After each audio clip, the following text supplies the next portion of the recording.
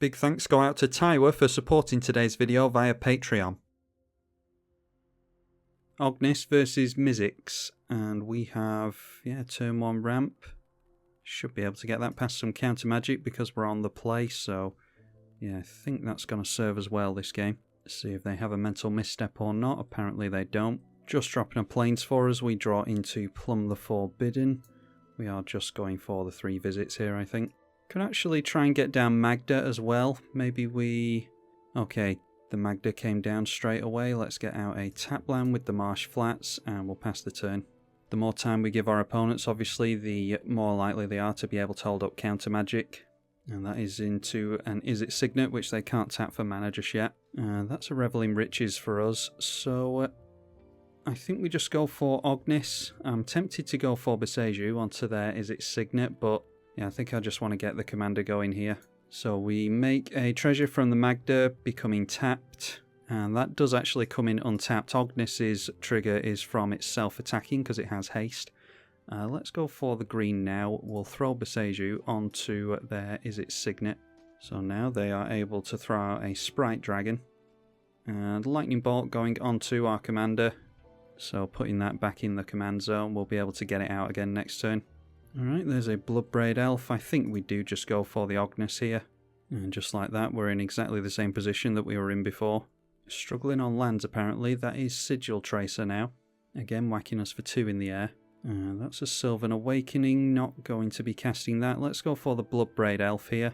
And then it might be that we just hold up Baleful Mastery and Plumb the Forbidden. See what we cascade into with the Bloodbraid Elf. That is an Abrade, so I actually forgot that you allow your opponent to get into a land with Boseiju, so should have waited on the Abrade apparently, but we can Lightning Bolt the Spirit Dragon out of the sky, or Fairy Dragon.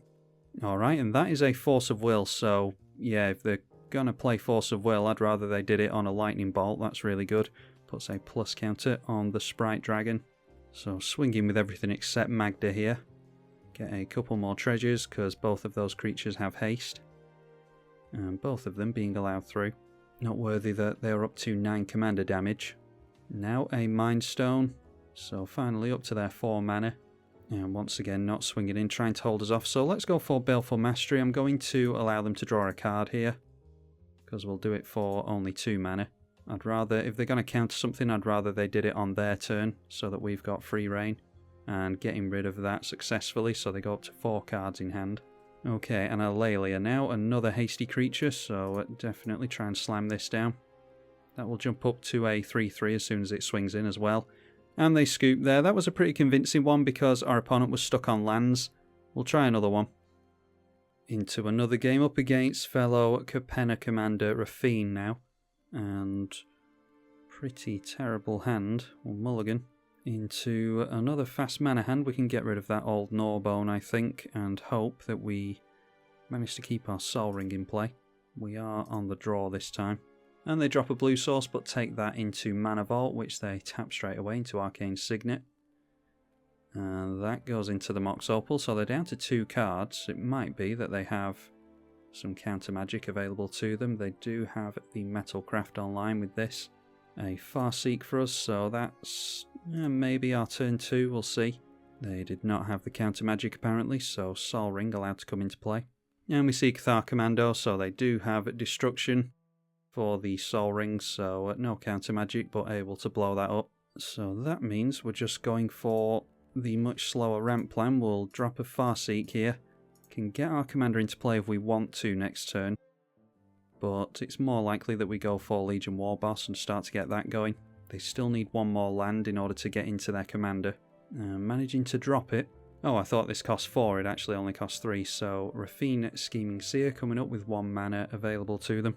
And we don't make it into another land, that is a Cultivate though.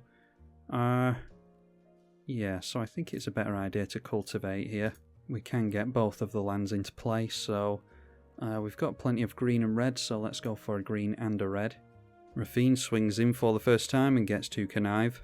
Discarding a non-land, is it? This is whenever you discard a non-land, so they do get a plus counter, and it is Bag of Holding that they discarded. Got themselves into another land in Goldmire Bridge. That is a Gruul Spellbreaker. I'm going to drop the Goldspan Dragon here and start trying to outramp my opponent. Not seeing any counter magic, thankfully, so we will swing in with Goldspan. That makes us a treasure, which does tap for 2 mana as long as the dragon is in play. And Raffine swinging in once again, sticking at the 3 cards in hand. They discard the Echo of Eons, so maybe going to crack that if they don't like the cards that are in hand. Instead, going for the Lingering Souls first, so maybe they'll do the Echo of Eons next turn. Okay, and flashing that back, so yeah, that does suggest that they might go for that next turn. 2 cards in hand at the moment. Does that say to us that we should be going for the Sword of Feast and Famine? They've got a bunch of blockers in the way now. We will throw out the Urborg, and maybe going for our Commander and Legion Warboss would be a better idea. Let's go for the Ognis either way. And then we'll go Legion Warboss as well, and we can throw our token to the Wolves, or to the Spirits in this case. So Legion Warboss triggers at the beginning of combat, gives us a hasty Goblin that has to attack. Not going to attack him with the Goldspan Dragon, but we'll get a treasure from the Ognis still. So next turn we can look at doing the Sword of Feast and Famine, even though the protection from green and black isn't necessarily going to be helpful. The +2/+2 might be, especially on the Goldspan Dragon. And they did throw away a Spirit token, traded us a token there. Seeing Toulouse here, that is in my Raffine deck, never got to play with it though. And that connives an Entomb into the bin, which they do get to cast here thanks to the Toulouse. Swinging in with Raffine again. We're not going to block with the Goldspan Dragon because this will likely get 4 power onto it. And it does. That was a Necrogoyf, which does have Madness, but deciding not to use the Madness on it, they can't afford it if they wanted to. So we're going to have to start paying attention to commander damage if we can't find removal for Raffine. That is a Path to Exile. We will certainly use the clause on that. Let's make it green. And that went on our commander, by the way, as opposed to the Goldspan Dragon. Yes, we'll put Raffine, or Ognis, back into the command zone. Okay, Necropotence. I think our opponent's going to go for Echo of Eons at some point, although they might do a one-sided wheel. Let's go for our commander anyway. And then I think we can land ourselves a Chatterfang as well, because that will make us some squirrel tokens here. Yeah, I think they'll definitely block the Ognis if we swing in with that, but we'll get multiple treasure tokens here thanks to Goldspan and the Legion Warboss token being able to swing in. So Legion Warboss making the Goblin token as well as a Squirrel token. Oh, and it's curious that that does have haste and attacks each combat if able, thanks to the Legion Warboss. Yeah, I'm not sure if that's meant to happen. I assume it is because it came out with this trigger. Anyway, going to get 2 there, and we'll get some from the Goldspan Dragon as well. So Goldspan Dragon makes us a token, Ognis makes us 3 tapped ones. And now we've got mana held up for the Chatterfangs, so we can get rid of some Spirit tokens if we want to. Yeah, noteworthy that the Squirrels come in tapped thanks to the tapped tokens, so they do take on the characteristics of the reasons for them coming into play. Getting rid of all of the Spirits might be telling, but it's fine with me if it's less blockers for them. Mana Vault has dealt them a fair amount of damage over the course of the game, because they haven't managed to untap it yet. It's only going to help against an aggro player. So there goes the Echo of Eons. They have 2 mana held up, and we draw into a fresh grip, including the Marionette Master. We've got some more card draw in Korvold and Auron Frostfang. A ways away from the Revel in Riches yet, unfortunately. Did manage to drop another land there though, not holding up, double blue. Swinging in with Raffine once again, we'll get them to connive. They discard a land, which triggers the Toulouse, exiling it under there. They've already played a land. And yeah, we're going to be on 13 commander damage here, unfortunately. That is a Void Rend, so that goes on to our flyer, so now commander damage even more worrisome. That can't be countered. We can only sack squirrels with this, yes. Get another treasure token. So maybe we start looking towards Revel in Riches. Maybe Marionette Master is going to be relevant. Yeah, anyway, we let the Void Rend happen.